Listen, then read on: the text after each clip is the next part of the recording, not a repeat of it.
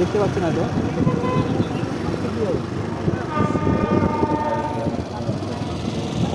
এই আমাদের মালদা স্টেশন দেখতে পাচ্ছেন আপনারা।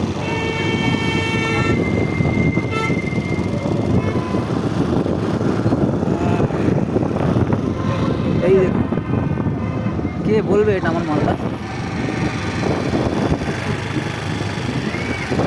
কে বলবে এটা মালদা আমাদের? যদি মালদা সবসময় এত পরিষ্কার থাকে তাহলে ভালো লাগে দেখতে, কিন্তু আজকের দিনের জন্য সুন্দর লাগছে। জানি না কাল থেকে কী হবে।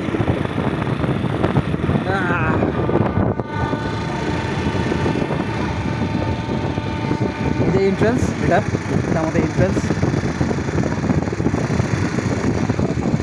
এবার আমরা হয়তো একটু ভিতরে যাব, তখন দেখাবো আপনাদেরকে ভিতরে কেমন অবস্থা হয়ে গেছে। ওকে, এখন টাটা।